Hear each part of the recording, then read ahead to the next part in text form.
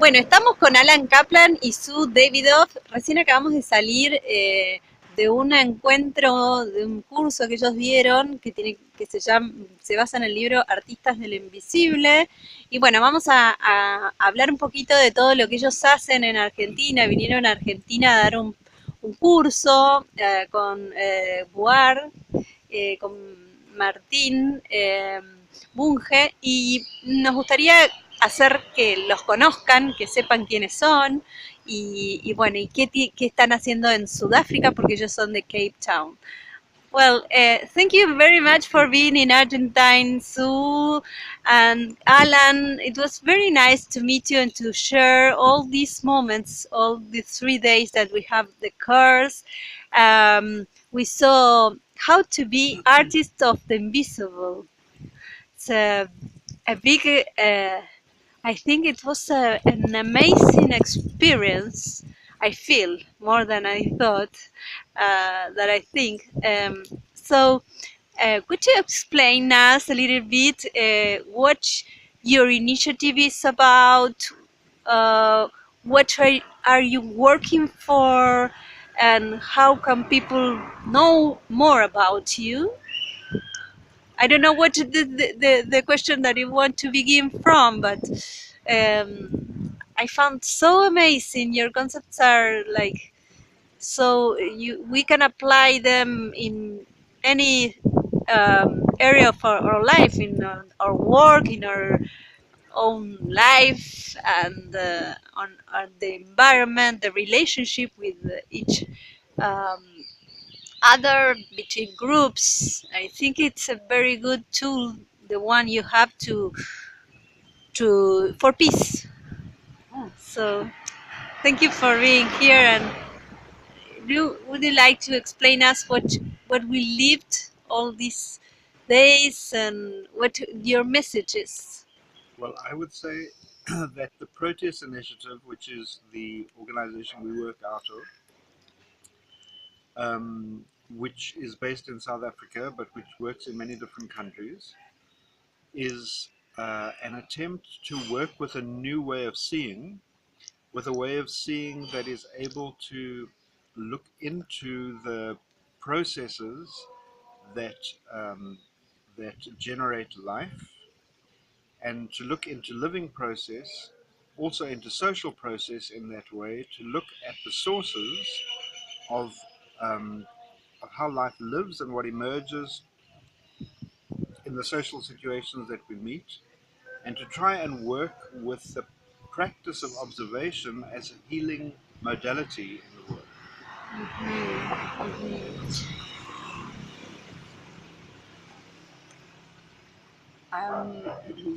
I want to add to that the the world that we live in, the social world that we live in, is alive.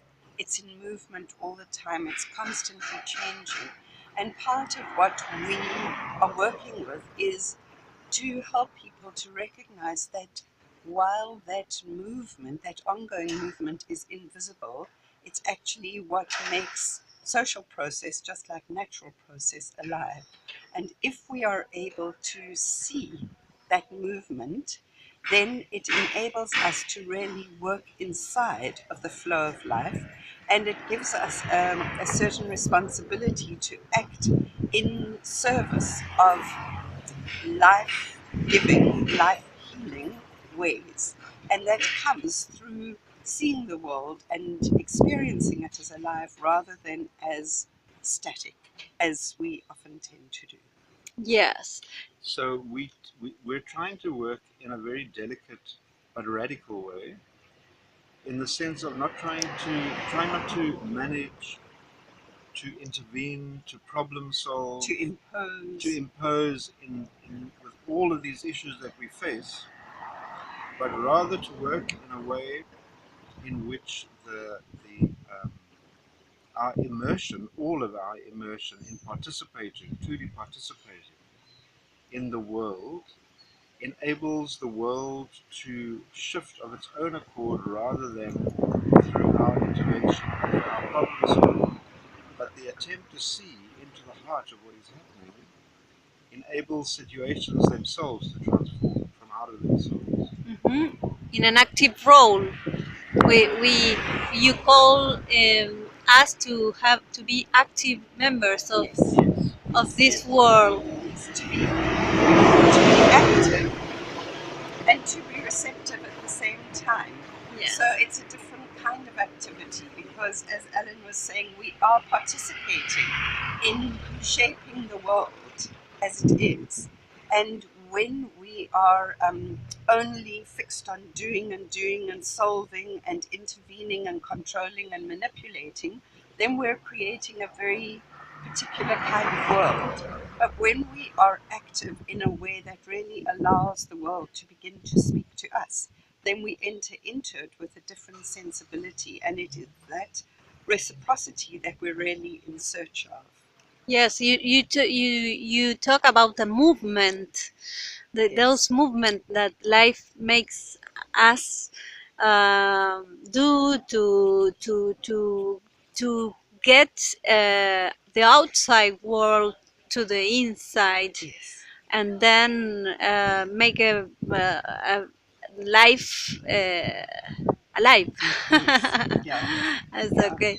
So, and you have a place in South Africa, and a very beautiful place that you told me that you do some activities there in Cape Town. Could you explain us what is it about, please? Yes, well, it's not in Cape Town. It's about 400 kilometers east of Cape Town, and it's in the mountains, deep in the mountains. And it is what we have created there over some 20 years is a wilderness retreat center where people come to do workshops that we offer in the line of what we've been speaking about now, but it's also open for other groups to come and work at. And we have really, for us, it's a very important project of enabling the natural world to be, to give full expression to itself, and yet for us to enter into relationship with it um, because there's so few wild places left on the earth, we realize. And so this feels Yes. really, really important to engage with it in that way. But we also realize how much we learn from being in that space, and how much people who come there learn from the natural environment, and also how much they're healed. So it's not that we're expecting nature to heal us, but once again, if we enter into a reciprocal relationship with nature, the healing happens in both directions. Have you had much people in your place going there? How long have it been? It first was opened in 2009 For people to Okay. for come. people to come. We've been working on it for many years, slowly, by hand, carefully, not wanting to impose on the wilderness. And eventually in 2009, we had our first people coming from the public to attend workshops and processes there. And now it's 2016. We have we do our own work there, and other facilitators also come and work in immersed in the this relationship between nature and ourselves. So you had a very good experience with people there. And from all over the world. We've had people from New Zealand and Australia and India and Germany Wow. and Romania and the Netherlands and Wow. England and Argentina. And Yes? no, have we had? No, I don't think anyone from Argentina, but many people from Brazil have come there. Okay. And yeah, it's an amazing thing to feel how many people have touched Towerland and been touched. It's called Towerland, and how it's been touched, but how they have been touched by Towerland. Very nice. And you have a master degree? You have a master, a Mhm. course that. We run an international master's degree in reflective social practice, what we call reflective social practice, run out of the Proteus Initiative in collaboration with Alliance University in Germany and Crossfields Institute in England. And we've run that a few times already. There are students from many different countries in the world, and we travel from to places where students are living and come together and work together for periods during that 3-year process. Oh. So it's an attempt to work with this practice as a possibility for people out of their own social activist practices to build a reflective observational practice inside their own practice. Ah, perfect. So it must be very interesting for the academic environment, because in science they are not accustomed to these kind of practices, aren't they? Yes, and it's been an amazing thing because we have worked very, very hard to design a process which doesn't compromise to academia at all what we're trying to do. And we have been very fortunate to be able to create a program which people can be accredited for, but which is completely faithful to what we're working out of. And which also demands the rigor and the standards that academia does demand is helpful. It's helpful for our practice to also meet those criteria of rigor and discipline. But we do it in our own way with perhaps a different alternative kind of thinking. Yeah, yeah, and it's a kind of system thinking, because you talk a lot about the in and out, what you feel inside, what we feel inside, and what the world is. So it's like a systemic thinking about It's life. something like, can we change the world through being open to be changed by the world? It's a real relationship with the world. It's not assuming that we are here to fix anything or to solve anything or to use anything, but rather that we provide the world itself with the ability to see through our own eyes. So there is a reciprocal relationship that we try to support and nurture. Yes, I think the academia must write papers with your experience. It would be very, very valuable for science to learn from practice. And that is what you're doing. So, how can we do the master if we in Argentina would like to go and to South Africa and do the master that you are giving, that you're teaching? You'll have to wait for the next master's program to begin, because we've already begun this next one. Um, but we can give you our website, and Okay. then people who are interested can look on our website and to see what we're doing and what's available.